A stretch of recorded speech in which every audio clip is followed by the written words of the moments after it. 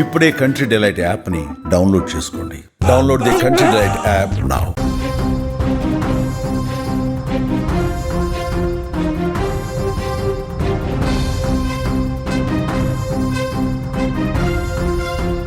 మరో big breaking news చూస్తున్నాం. చిన్నారి హితీక్ష మృతి కేసులో సంచలన విషయాలు బయటపడుతున్నాయి.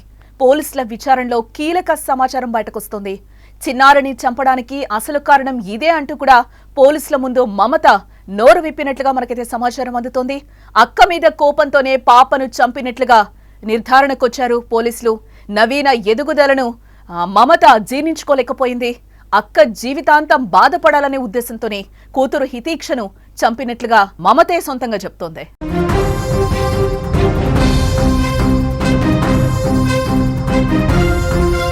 జగిత్యాల జిల్లా కోరుట్లలో చిన్నారి హితీక్ష మర్డర్ కేసులో కీలక విషయాలు వెలుగు చూస్తున్నాయి.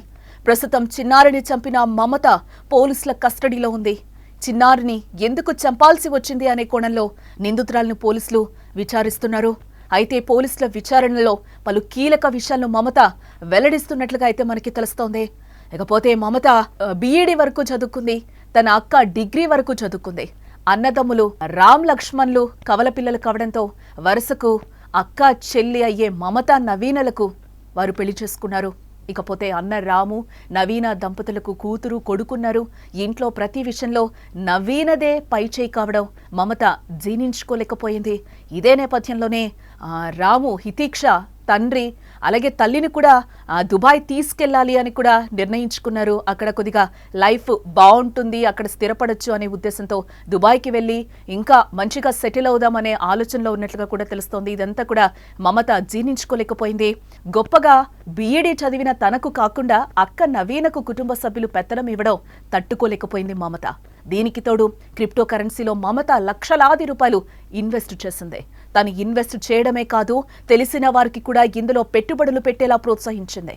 అయితే కొన్ని రోజులకు క్రిప్టో కరెన్సీ ఏజెంట్లు మమతకు హ్యాండ్ ఇవ్వడం జరిగింది.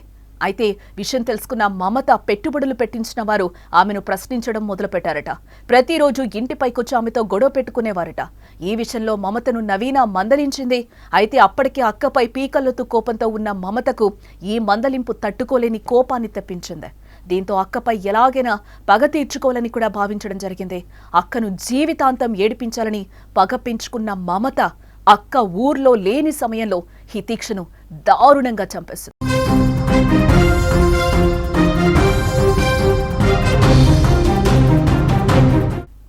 జగిత్యాల జిల్లా కోరుట్లలో చిన్నారి హితీక్ష మర్డర్ కేసులో కీలక విషయాలు వెలుగు చూస్తున్నాయి.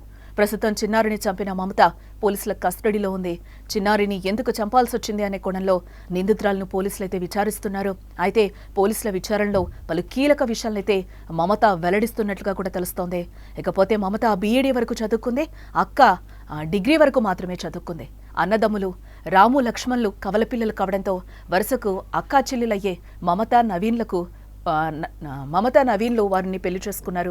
ఇకపోతే అన్న రాము నవీన దంపతులకు కూతురు కొడుకు ఉన్నారు. ఇంట్లో ప్రతి విషయంలో నవీనదే పైచేయి కావడం మమత జీర్ణించుకోలేకపోయింది. గొప్పగా బీఈడీ చదివిన తనకు కాకుండా అక్క నవీనకు కుటుంబ సభ్యులు పెత్తనం ఇవ్వడం తట్టుకోలేకపోయింది. దీనికి తోడు క్రిప్టో కరెన్సీలో మమత లక్షలాది రూపాయలు ఇన్వెస్ట్ చేసింది. తను ఇన్వెస్ట్ చేయడమే కాకుండా తెలిసిన వారికి కూడా ఇందులో పెట్టుబడులు పెట్టేలా ప్రోత్సహించింది. అయితే కొన్ని రోజులకు క్రిప్టో కరెన్సీ ఏజెంట్లు మమతకు హ్యాండ్ ఇచ్చారు.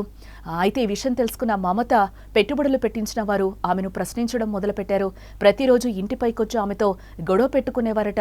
ఈ విషయంలో మమతను నవీన మందలించడం కూడా జరిగింది. ఇదే నేపథ్యంలో గల్ఫ్లో ఉంటున్న లక్ష్మణ్కు కూడా ఎవరైతే పెట్టుబడులు పెట్టారో హ్యాండ్ ఇచ్చిన వాళ్ళు కూడా అక్కడ లక్ష్మణ్కి కాల్ చేసిన పరిస్థితులు నెలకొన్నాయి.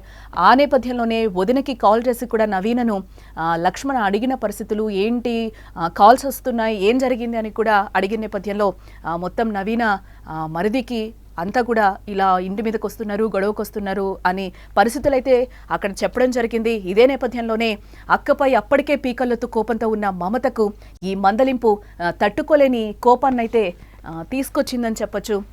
దీంతో అక్కపై ఎలాగైనా కూడా పగ తీర్చుకోవాలని భావించి అక్కను జీవితాంతం ఏడిపించాలని పగపించుకున్న మమత అక్క ఊర్లో లేని సమయంలో హితీక్షను దారుణాతి దారుణంగా చంపేసింది.